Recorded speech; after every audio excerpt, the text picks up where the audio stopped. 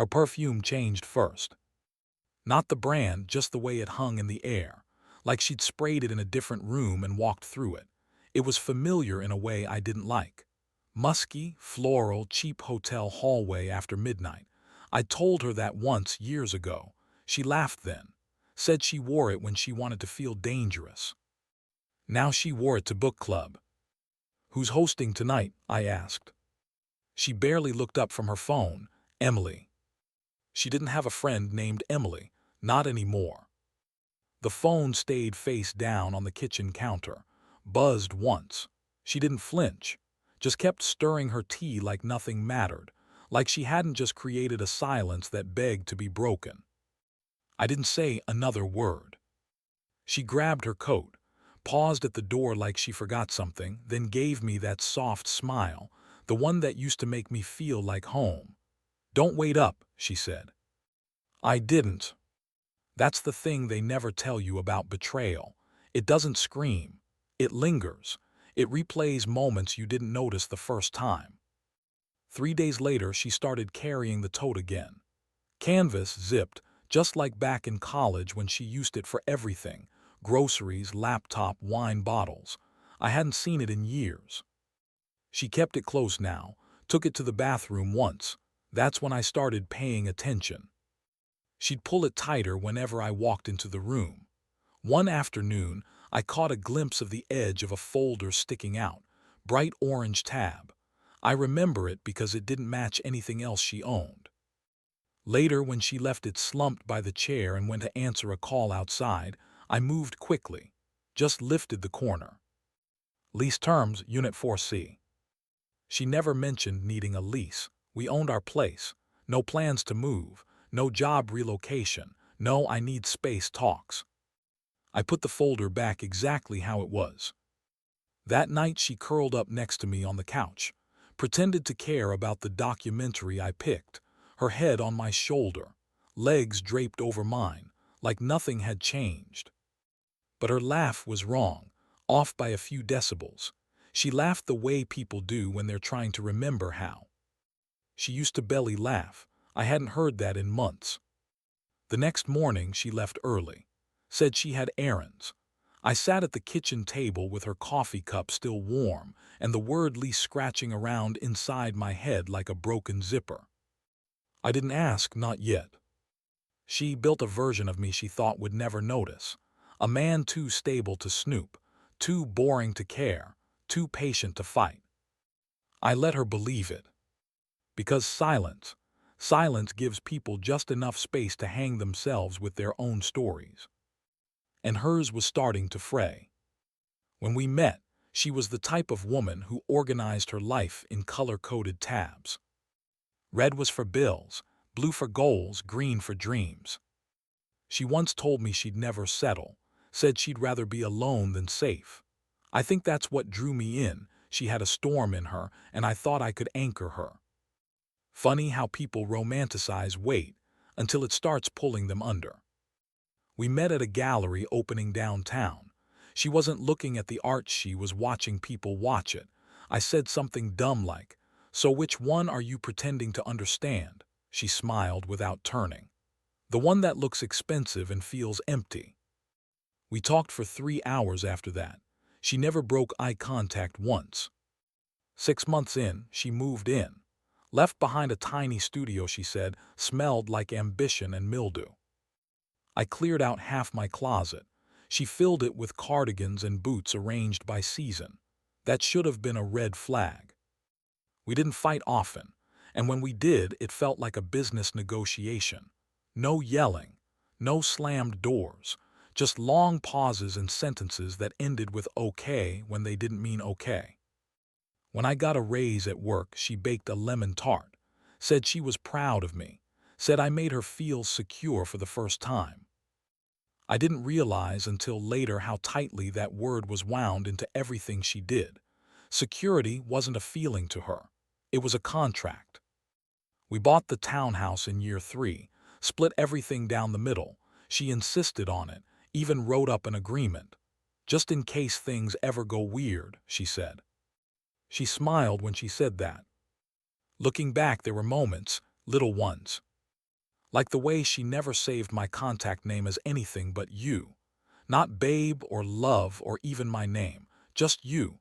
Cold, generic. I didn't see it then. Or how she'd turn off her phone screen in the car, then say, "Sorry, didn't hear it buzz," when I asked who'd texted her. But then she'd do things that pulled me back in. Like one morning I was running late and she'd already ironed my shirt, left it on the bathroom door with a sticky note, "Crush it today." Those notes stopped a year ago. We didn't talk about it, didn't talk about a lot of things. Instead, we kept to our routines. Dinner by 7, pasta on Wednesdays, grocery lists shared on Google Drive. She liked pasta when she was stressed, always cooked it when something felt off. Garlic, heavy sauce, food that lingered. So when she made rigatoni twice in 1 week, I knew something was wrong. I asked her if everything was okay. She smiled and said, "Why wouldn't it be?" Then changed the subject. That became her pattern, smiling through escape routes, leaving behind just enough sweetness to make you second-guess the bitterness. She used to call me her anchor. In front of her friends, she'd say, "He's the calm in my chaos." But one night, in a fight that lasted 7 minutes and ended in silence, she muttered, "Anchors drown people too." She said it while looking out the window, not at me. I never forgot that. I just didn't know it was a warning. Her laugh changed. It used to be loud, the kind of laugh that made waiters turn and smile. It came from her chest, deep and unfiltered, but now it was shorter, tighter, like she was holding part of it back. The first time I noticed, she was on the phone, standing by the kitchen window, her back to me. I couldn't hear the words, just the laugh. It wasn't mine anymore. There's something strange about realizing someone is becoming unfamiliar in your own home. You wake up next to them, but it feels like checking into a hotel room with someone you barely remember dating. Everything's clean, in place, polite, and cold. One night she showered twice. She said the first one didn't take. Laughed like that made sense. I didn't ask why she was wearing perfume after. She crawled into bed in an old t-shirt I hadn't seen since before we got married. Said she felt nostalgic. I lay next to her, staring at the ceiling, counted every silence. Then came the journals, not mine, hers. She used to write when she was overwhelmed. Not daily, not consistent, but I started seeing them stack up near her side of the bed. Different covers, no dates, like she didn't want to be tracked. One morning I caught a glimpse of a page, just 3 words circled twice, not the same. I told myself it could be about anything, a dream, a memory, a song, but the words stayed with me all day. I asked her if she was okay, not in a dramatic way, just over breakfast. Her hand froze halfway to her mouth, spoon hovering in the air like she was waiting for a cue line.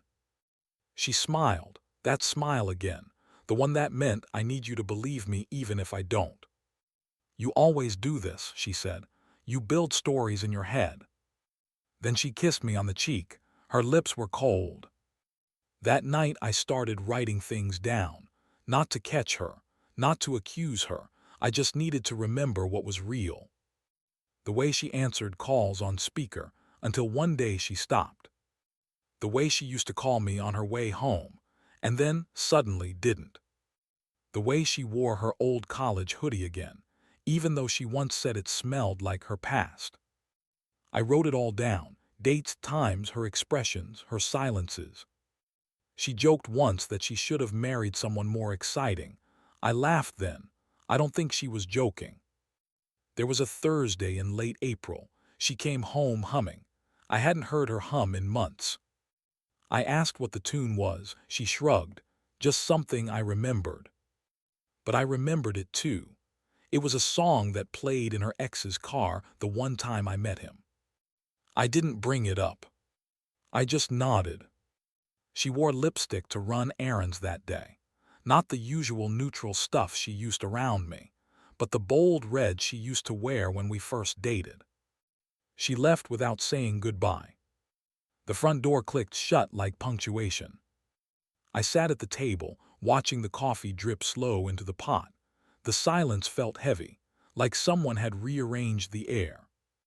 Something had shifted, not loudly, but completely.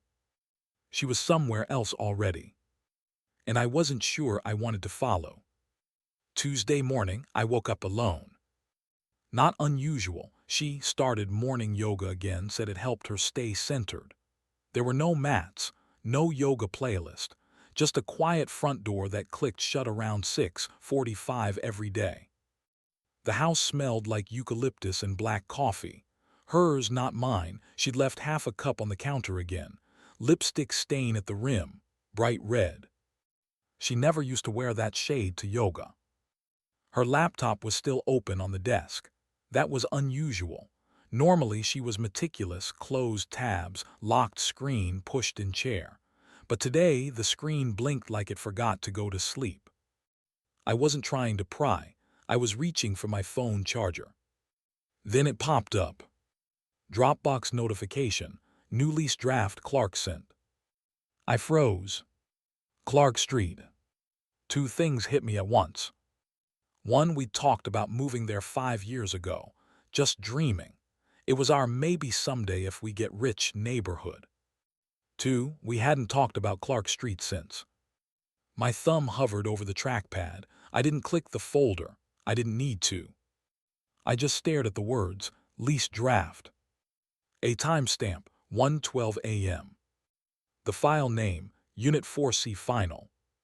When she came home that night, I didn't mention it. She kissed my shoulder and asked what I wanted for dinner. Pasta again. Always pasta when things were fragile, garlic and guilt. The next day, I made a call. Pretended to be a prospective tenant. Used a fake name, dropped the address from the folder. The leasing agent was cheerful. Said Unit 4C was pending with 2 applicants, just waiting on the paperwork. I asked who was on the lease. Said I wanted to be sure I wasn't wasting my time. She hesitated, then said it's already in process. Woman named Leela P. co-signed with Daniel R.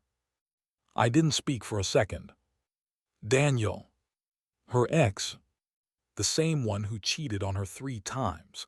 The one she said shattered her bones without ever laying a hand on her. He was back. And they were moving in. Together. I didn't hang up right away. I let the silence stretch until the leasing agent said, "Sir, are you still there?" "Yeah," I said. "I think I've seen enough." I hung up. The air in the room felt wrong, like someone had cracked open a window in winter. I looked around and saw it differently. Her slippers by the door, her keychain with the little wooden heart I carved in our first year, her good wine glasses, she only used them when guests came. Everything she left behind was a placeholder, a decoy. That night I lay next to her in bed, listening to her breathe, steady, shallow. She smelled like someone else's cologne, subtle but not mine. She shifted in her sleep and whispered something I couldn't make out. I stared at the ceiling and said nothing. I could have confronted her, shown her the email, quizzed her, exploded. But I didn't. Because I realized I wasn't part of her decision. I was the backup plan. And she thought I'd never figure it out. I didn't say a word. Not when she made dinner that night. Not when she mentioned she might travel for work soon. Not even when she left her tote bag half unzipped on the couch with that same orange-tabbed lease folder just barely tucked in. She was waiting for me to ask. She wanted a confrontation, a fight she could win by twisting my reaction into proof of her exit. I gave her nothing. The next morning after she left, I called Jonah. We went to school together. He's one of those guys who wears suits that don't wrinkle and always answers the phone like he's expecting good news. "Hey man," I said, "I need to buy a place. Quietly. No listings, no signs. Just close it and keep my name out of the gossip mill." "Divorce?" he asked, half joking. "Not yet." Jonah knows when not to ask more. I gave him the address, Clark Street, Unit 4C. He whistled, That place just hit market. You got money to burn. Cash, I said. It closed in 48 hours. I signed the final documents in a private office on the west side of town. No paper trail she could find. No red flags. The property was officially owned by a trust, my trust. Ironclad. Not even my name on the intercom. The title deed came in a thick envelope. I opened it slowly, hands steady. Just read it over and over until the words lost meaning and turned into something colder, clearer.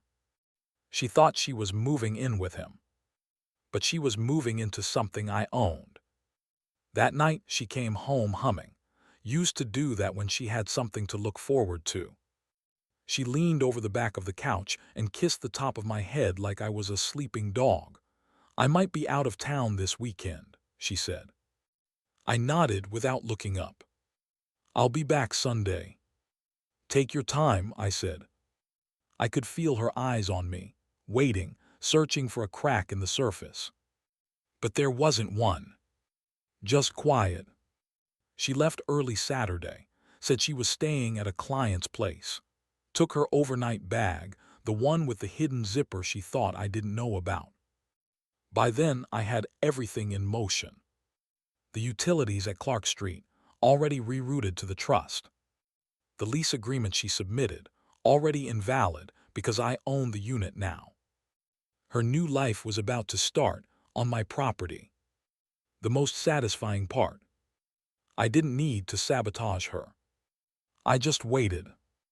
Every move she made was a step into something I'd already built behind her back. She once told me trust is earned in small moments. So I built the perfect one. One that wouldn't shout. It would just wait until she walked in and saw me sitting across the table. She wore the blue blouse that always got compliments. Hair curled just enough to look effortless, gold earrings, no wedding ring. I watched her walk into the leasing office through the glass doors, her gait relaxed, confident, like she was walking into a future she thought she chose. I was already seated inside. The property manager, a young guy named Kyle, looked nervous. I don't blame him. Most people don't expect a lease signing to feel like a courtroom. Her eyes met mine. She froze. Not the kind of freeze where someone panics. It was tighter, like her body knew before her brain could catch up. She blinked once. He walked in behind her, Daniel. Tan blazer, smug posture, that fake charisma that people confuse for charm. I recognized him immediately. Same smug smile from years ago. I could almost hear the way he used to say my name like it didn't belong in her life. He didn't recognize me, not at first. Kyle cleared his throat. I think there's been a mix-up. He looked at me, then at her. Mr. Patterson's already here. Daniel raised an eyebrow. Patterson. She spoke first. Why are you here? I didn't respond. I reached into the folder I'd brought and placed a single sheet of paper on the table. Quietly. No flourish. Kyle picked it up, skimmed it, then sat back slowly. Looks like the unit was purchased last week, he said, voice cracking. By this trust which Mr. Patterson manages. Daniel looked confused. Wait, what, so you own the place? I looked at her. She hadn't blinked, still staring like she could rewind the past 10 minutes if she just held her breath long enough. I said, you really should have read the fine print. Her mouth opened, but nothing came out. Daniel turned to her. You told me this was all set. What is this? She took a step back, clutching her tote like it might shield her from the moment. I didn't know. This wasn't. Kyle stood up. I think I'll give you all a minute. He left the room, awkwardly closing the door behind him. I stood, folder still in my hand. She finally spoke, quieter now. You followed me. No, I said. I stayed exactly where I was. You just walked in circles. She looked like she wanted to cry, or scream, or disappear. Daniel muttered, unbelievable, and walked out. Didn't look back. She was still standing, still holding that bag like it was all she had left. "I didn't want to hurt you," she said. I didn't answer. There are things you don't need to respond to. Silence is a boundary, a decision, a door closing without slamming. She stepped toward me. "Why would you do this?" I looked at her for a long time, not angrily, not even sadly. "Because you assumed I wouldn't." I left the lease folder on the table, walked out without rushing. The hallway outside smelled like fresh paint and cheap air freshener, the kind of scent people associate with new beginnings. I pressed the elevator button and waited. As the doors closed, I saw her through the glass, still standing, still stunned. Not defeated, just finally seen. She didn't come home that night. Not surprising, but still, there's a particular kind of silence that settles in when someone leaves and doesn't say goodbye.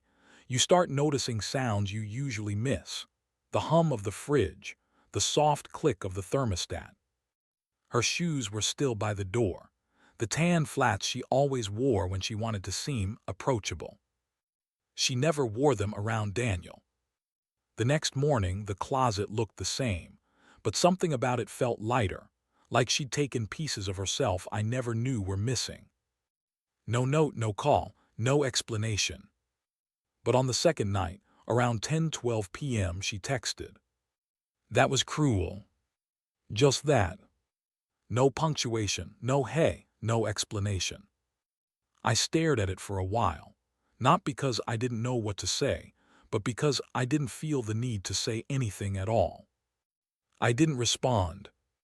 And I didn't block her either. I just let the message sit there, unread, blue bubble silence. It's funny. She used to tell me I was too quiet, that I didn't fight hard enough for her when things felt off. But the truth is, silence isn't weakness, it's final. 3 days later, I came home and her jewelry box was gone. Just the box. Nothing else in the bedroom was touched. She was erasing herself in fragments. I changed the locks the next morning, not out of spite, out of respect for the boundary she'd already crossed. My name was never on the lease she tried to sign, but hers never made it past me. She and Daniel tried to salvage the move-in. I heard through Jonah that she asked if he could redraft the lease under Daniel's name. I raised the rent, quietly, legally, no confrontation. The building had a waiting list. They couldn't compete. It was never about the money. It was about control, and she hated not having it. Last I checked, Unit 4C was still vacant. The blinds were half drawn, mail piling up inside the locked box. Sometimes I pass it on my walk. Not often. Just enough. I walked past Clark Street last week. Didn't mean to. I was taking a longer route home, the kind you only take when you're not in a rush to be anywhere. Unit 4C still had the blinds half closed, same as they were the day I left the lease folder on that table. One slat was bent upward, like someone peeked out and forgot how to fix it. The mailbox below had one of those yellow final notice tags hanging from it. I didn't need to know the details. I already knew the ending. She used to say I never reacted fast enough, that I processed things too slowly, but that's the difference between silence and indifference. Indifference is numb. Silence sees everything and chooses peace anyway. People ask me if I miss her. I don't, not in the way they expect. I miss the version of her I thought was real, the one who hummed when she cooked, who curled her feet under her on the couch and whispered movie lines out loud. But that version of her didn't move in with her ex. That version didn't write lease terms behind my back and smile like I couldn't tell the difference between pasta for comfort and pasta for cover. She told me once that she felt safest when I was in the room. Now I know, sometimes people confuse safety with predictability. I was her calm place, and when calm didn't feel exciting anymore, she looked for chaos, dressed it up as adventure. But chaos doesn't last. It burns itself out, and when it does, it leaves you alone with the ashes. I never needed revenge. I needed closure. And sometimes, the most powerful thing you can do is let them open the door and find you're not waiting on the other side. This is Revenge with Camden. If you've ever been betrayed by the person you trusted most, hit subscribe. You're not alone.